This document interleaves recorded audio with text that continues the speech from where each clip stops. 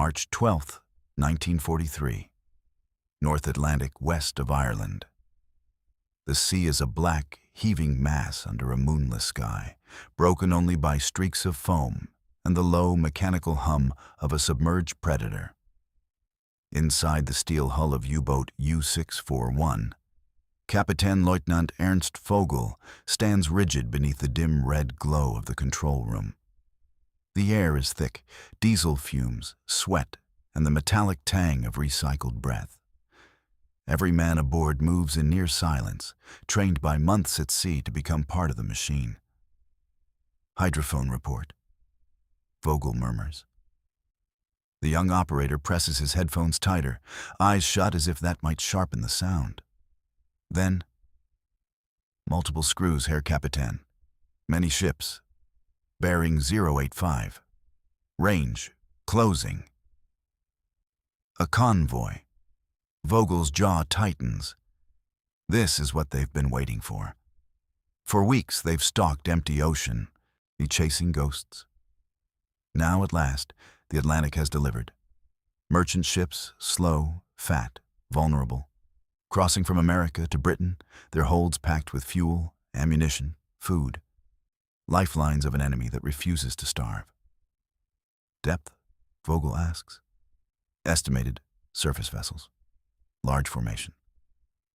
A faint smile creeps across Vogel's face. Bring us to periscope depth. The boat shifts, ballast tanks whispering as water is expelled. The deck tilts slightly upward. Every man feels it, but no one speaks. This is the moment, the hunt. Vogel climbs the narrow ladder, pushing himself into the conning tower. He grips the periscope handles, breath steady, and raises it slowly. Black ocean. Then, shapes. Huge looming silhouettes cutting through the darkness. 1, 2, 5, more. A convoy. The columns of merchant ships stretch across the horizon, their navigation lights dimmed but not extinguished. To Vogel's trained eye, they glow like beacons. Tankers, cargo freighters, perhaps even troop transports, and barely any escorts in sight. Got him, Himmel, he whispers. Below, the first officer looks up. Herr Kapitän? Vogel lowers the periscope slightly, scanning again. No immediate destroyers, no aggressive zigzagging. The convoy looks complacent. They're exposed, he says quietly. Completely exposed. A ripple of restrained excitement moved through the control room. In 1940, 1941, this would have been routine. A wolf pack call, a coordinated night surface attack, torpedoes tearing through unprotected hulls. The Atlantic had once belonged to them. But this is 1943, and things have changed. Still, this convoy, this one, looks vulnerable. Vogel makes his decision. Prepare forward torpedo tubes 1 through 4. Men spring into motion, hands moving with practiced precision. Valves turn, gyros spin. The quiet clank of loading mechanisms echoes through the hull. Target. Center column. Tanker-class vessel. Vogel orders. The periscope rises again. He tracks a massive silhouette, taller than the others, heavier in the water. Fuel. A single hit could ignite the night sky. Range, 1,200 meters. Angle on bow, 15 degrees. The calculations are swift, instinctive. Vogel has done this dozens of times. Fire 1. A soft thud reverberates through the submarine. Fire 2. Another. The torpedoes streak into the darkness, invisible, unstoppable. Vogel keeps his eye to the periscope. A second stretch. 10, 20. Then, a flash. A violent bloom of orange erupts from the tanker's side, followed by a thunderous explosion that ripples across the sea. Flames climb into the sky, illuminating the convoy in stark, flickering light. Hit! Someone shouts below. But Vogel doesn't celebrate, because in that brief, blazing illumination, he sees something else. Movement, fast, too fast. A shape cutting across the edge of the convoy. Low, angular, not a merchant ship, an escort. Then another, and another. His pulse slows. Hold, he mutters. The burning tanker now lights the ocean like a signal flare. And in that light, the truth begins to reveal itself. The convoy is not alone. It is guarded. He sweeps the periscope wider. And there on the horizon, a dark silhouette unlike the others. Flat-topped, broad. His breath catches. Flugzeugträger. He whispers. An escort carrier. Impossible. Or perhaps inevitable. By 1943, the Allies have changed their tactics. Convoys no longer travel blind. They are shielded, layered defenses of destroyers, corvettes, and now, aircraft carriers that bring the sky itself into the battle. Vogel lowers the periscope slowly. The control room waits. "Well, Herr Kapitän?" the first officer asks. Vogel doesn't answer immediately, because now, faint but unmistakable, a new sound cuts through the hull. Ping. A sharp metallic echo. Every man freezes. Ping. Sonar. The hunter's greatest enemy. "They found us," the hydrophone operator whispers. Voice barely audible. Another ping. Louder this time. Closer. Vogel's mind races. The explosion has given away their position. The escorts are already moving, and if there's a carrier, there are aircraft, waiting, watching, hunting. "Dive," Vogel orders quietly. Silent running. The boat tilts downward, slipping deeper into the cold black water. Lights dim further. Machinery slows to a near whisper. Above them, the convoy burns. Around them, the net tightens. And for the first time since spotting the convoy, Kapitän Leutnant Ernst Vogel begins to wonder if he is no longer the hunter. March 12th, 1943. North Atlantic beneath the convoy. The ocean closes in around U-641s as it descends. 50 meters, 70, 100. The hull creaks under pressure, a low groan that every man feels in his bones. The lights dim to a blood-red haze, shadows stretching across tired faces. Depth 120 meters. The helmsman reports softly. "Hold it there," Vogel replies. No one breathes too loudly. Even the smallest noise feels dangerous now, as if the sea itself is listening. Then, ping, sharper, closer. The sound cuts through the hull like a blade. The hydrophone operator flinches. Active sonar, multiple contacts. At least 3 escorts, Herr Kapitän. They are converging. Of course they are. Above, the burning tanker has turned night into day. When the explosion didn't just cripple the convoy, it marked U-641's position with deadly precision. Vogel grips the edge of the chart table. His earlier confidence is gone, replaced by a cold, clinical focus. "Engines, dead slow," he orders. "All unnecessary systems off. We become a shadow." Switches click. The submarine grows quieter, more lifeless. Even the men seem to shrink into themselves, as if trying to disappear within the steel walls. Another ping. And then, a distant rumble. Depth charges. Not close, not yet, but close enough. "They're probing," the first officer whispers. Vogel nods. This is how it begins. The escorts spread out, forming a hunting pattern. Sonar sweeps the depths. Once they have a fix, they will close in. Fast, precise, relentless. Hydrophone, report bearings. Contact 1, your bearing 070, closing fast. Contact 2, 095. Third contact, circling behind us. They're hurting us. The realization settles heavily over the control room. This is no disorganized response. This is coordinated, practiced. The Allies have done this before. Many times. Vogel glances upward, as if he could see through the ocean itself.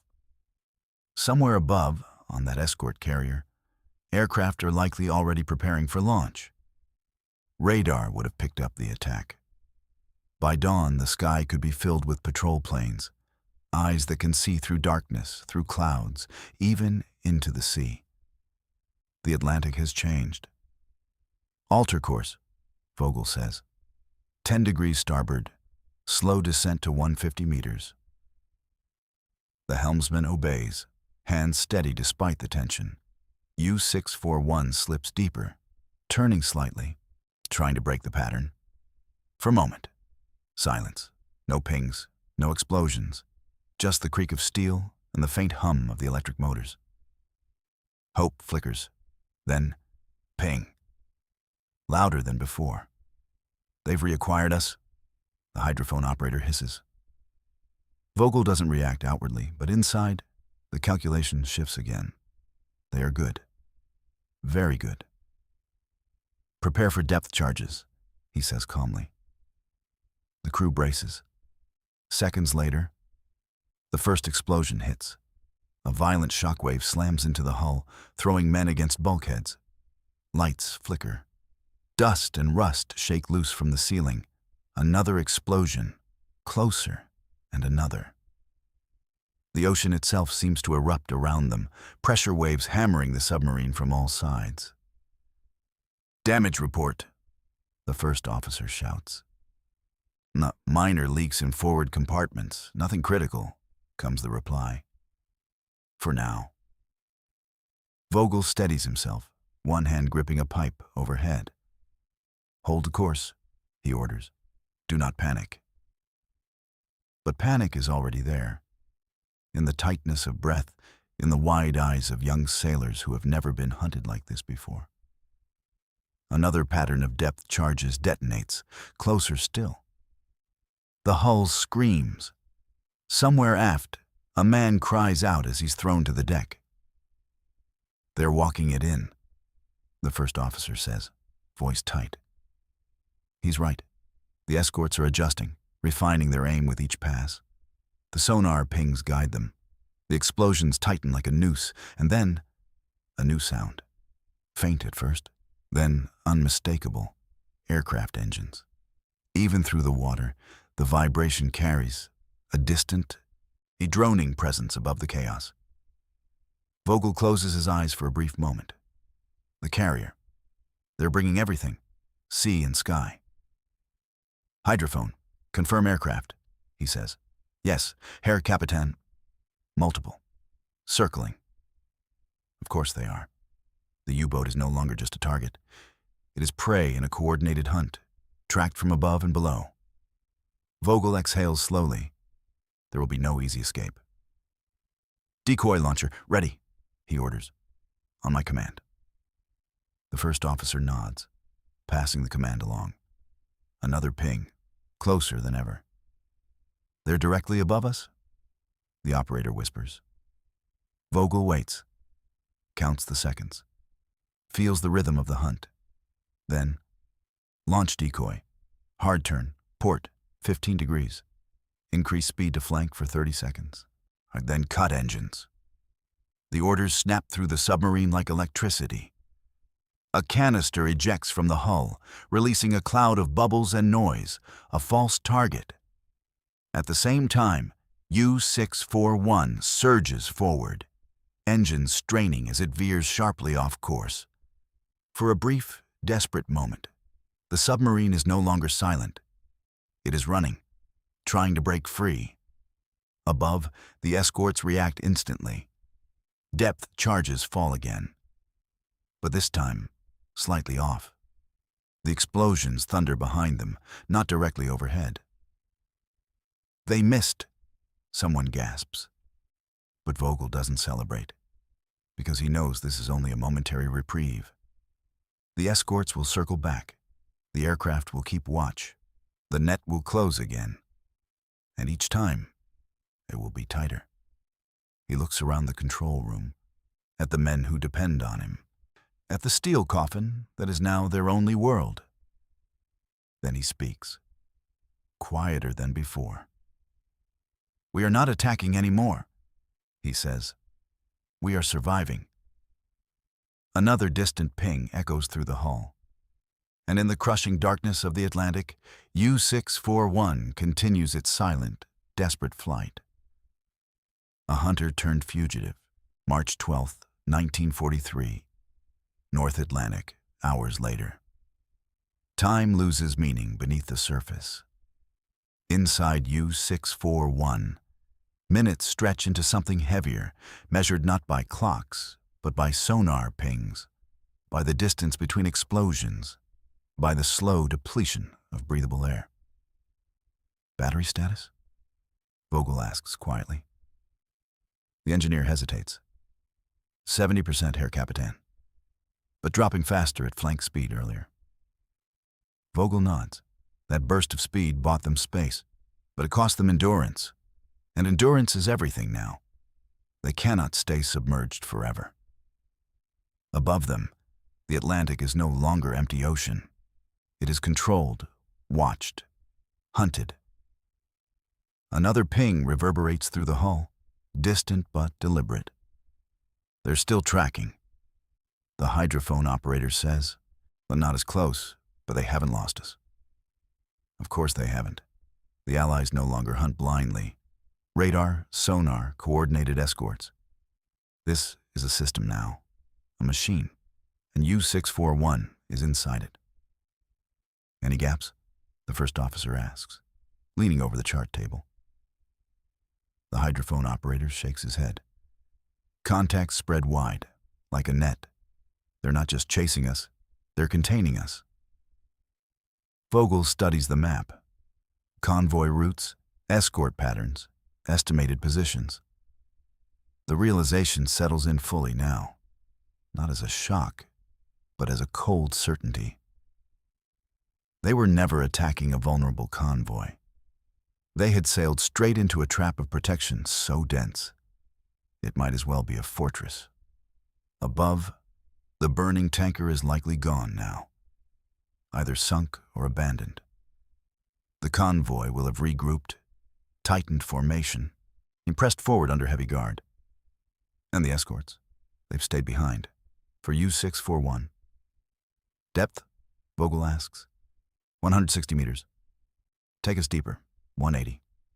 A pause. Herr Kapitän, we are approaching test depth. I am aware. The order stands. The submarine sinks further into the crushing dark. The hull groans louder now, metal flexing under immense pressure. Every rivet, every seam is being tested. But deeper means harder to detect. Or so it used to. Another ping. Still there. Still precise. They're adjusting for depth, the operator says, voice tight. Vogel closes his eyes briefly. Even that advantage is gone. A sudden crash echoes from the forward compartment. Report! Minor structural strain. Forward bulkhead holding, a crewman shouts back. For now, the margin for error is shrinking. Then, a new sound, not the sharp ping of sonar, not the distant rumble of depth charges. Something else, a slow, rhythmic churning. What is that? The first officer asks. The hydrophone operator listens, brow furrowed. Propellers, large, slow, not destroyers. Vogel's eyes snap open. Direction? Above, slightly aft. A chill runs through the control room. Not destroyers, something bigger, something slower, something that doesn't need speed because it controls the battlefield. The carrier, Vogel murmurs. Above them, the escort carrier has moved into position. Not chasing, waiting. Its aircraft, equipped with radar, magnetic anomaly detectors, depth charges of their own, can strike with precision once the U-boat is forced to surface. And it will be forced to surface. Batteries drain, air runs thin, carbon dioxide builds. It is only a matter of time. We are being held, the first officer says quietly. Yes, Vogel replies. The word hangs in the air. Held, not attacked, not destroyed. Contained, like prey being watched, exhausted. Until it has no choice left. A sudden, violent explosion rocks the submarine. Closer than any before. Lights flicker violently, then one goes out completely. "Electrical failure in Section 2. Seal it," the engineer shouts. Another explosion. Closer still. The hull screams. A seam somewhere aft begins to leak, a thin, high-pressure jet of seawater slicing into the compartment. "Leak in the aft torpedo room." Men scramble, tightening valves, reinforcing seals, fighting the ocean itself. "Can you hold it?" Vogel calls out. "For now." But for now is no longer reassuring. The submarine is being pushed to its limits, mechanically, structurally, psychologically. Another ping, right on top of them. "They have us locked," the operator whispers. Vogel grips the periscope stand, knuckles white. He runs the calculations again. Depth, near maximum. Battery, draining. Air, degrading. Damage, increasing. Enemy, everywhere. There is no clean escape. No sudden maneuver that will break the net. No darkness left to hide in. For the first time since taking command of U-641, Kapitän Leutnant Ernst Vogel considers something unthinkable. Surfacing, not to attack, not to flee, but to surrender control of the battle. To face whatever waits above, as he looks at his crew, exhausted, pale, silent, waiting for him. Another explosion shakes the hull, closer than ever before. Dust rains down. A light fixture shatters. The submarine groans like a living thing in pain. And Vogel knows, if they stay down much longer, the Atlantic will claim them. He inhales slowly, steadying himself, then speaks. "Prepare to surface." The words hit the room like a shock wave. No one moves at first, because everyone understands what it means. Above them are destroyers, aircraft, guns, and the enemy they once hunted. But below them, there is only pressure, darkness, and death. Vogel's voice hardens. "That is an order." The crew begins to move, slowly, reluctantly, as U-641 prepares to rise, not as a predator, but as something far more vulnerable. March 12th, 1943. North Atlantic, moments later. "Blow main ballast tanks." The command echoes through U-641 like a final verdict. Compressed air roars through the system, forcing seawater out of the ballast tanks. The submarine shudders, then begins to rise, slowly at first, then with growing urgency. The hull creaks as pressure lessens. The angle shifts beneath their feet, upward, toward the surface, toward the enemy. No one speaks. Every man aboard understands what waits above. Depth 150, 140. The numbers tick down like a countdown to judgment. Vogel stands in the conning tower, one hand gripping the ladder, the other steady against the steel wall. His face is calm, but his eyes are fixed, distant. He's no longer thinking like a hunter. He is calculating survival. "Prepare to open the bridge hatch," he orders. The first officer hesitates, just for a fraction of a second, then nods. "Jawohl." Depth 100, 90 meters, 80. The submarine rises faster now. The water outside grows lighter, though no sunlight penetrates this storm-dark sea. Above, unseen but certain, Allied ships are already converging. Radar would have caught the ascent. Sonar would confirm it. They are waiting. 70 meters. A faint new sound filters in. Not sonar, not explosions. Wind, waves, the surface. 50 meters. Men tighten their grips on whatever they can hold. Some close their eyes. Others stare straight ahead, rigid. 30 meters. Vogel climbs the ladder into the conning tower, positioning himself beneath the hatch. He reaches up, placing his hand against the cold metal. For a brief moment, he pauses, then, surface. The final ascent is swift. U-641 breaks through the Atlantic with a violent surge, water cascading off its hull as it emerges into the night. "Open hatch!" The mechanism clanks. Then, the hatch bursts open. A rush of icy air floods in.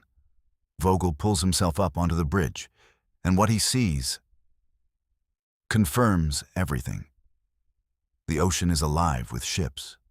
Destroyers, at least 4, cut through the waves at high speed, their silhouettes sharp against the dim horizon.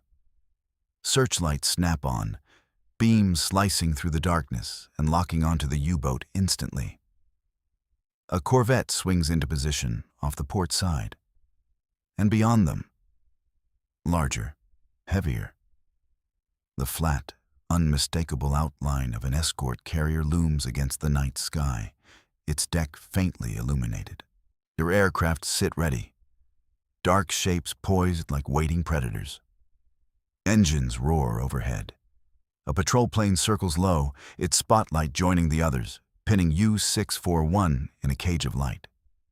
Vogel squints against the glare. There is no gap, no weakness, no escape route. They are completely surrounded. "Deck gun crews, stand down!" he shouts immediately. There will be no fight. To fire now would be suicide.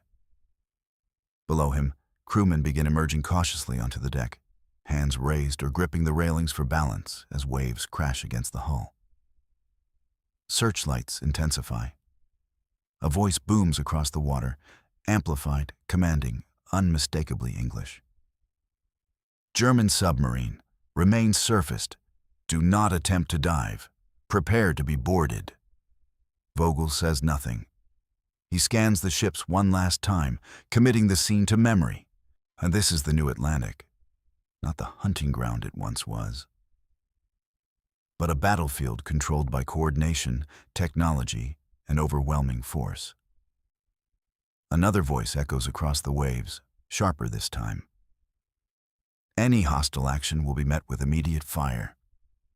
The destroyer turns slightly, its guns tracking toward the U-boat. Vogel raises one hand slowly. A signal. Compliance. Behind him, his crew watches. Some with relief, others with hollow disbelief. They had set out to destroy a convoy. Instead, they had been caught inside its shield. "Scuttle charges?" the first officer asks quietly, climbing up beside him. Vogel hesitates. Standard procedure demands it. Destroy the boat, protect its secrets. But look around. Guns trained, aircraft overhead, searchlights blinding. Any delay, any suspicious movement would end in annihilation. He shakes his head. No. The word is firm. There will be no scuttling tonight, no dramatic end beneath the waves, only survival. "Signal surrender," he says. The first officer swallows, then nods. A flare is prepared, white, non-hostile. It arcs into the sky, burning brightly before fading into the darkness. For a moment, the ocean seems to hold its breath. Then, the Allied ships begin to close in, carefully, deliberately. Boats are lowered. Armed boarding parties prepare to cross the final stretch of water. Vogel stands motionless on the bridge of U-641, the cold wind cutting through his uniform. He watches them come. Hours ago, he had believed he was the hunter, striking at a helpless convoy in the dead of night. Now, he understands the truth. And by 1943, the Atlantic had changed. The convoys were no longer prey, they were bait. And the hunters had become the hunted. As the first Allied boat approaches, its engine churning through the dark water, Vogel straightens his posture. Defeated, but alive. Behind him, the steel hull of U-641 drips with seawater. Silent, powerless, under the glare of a dozen searchlights. The hunt is over.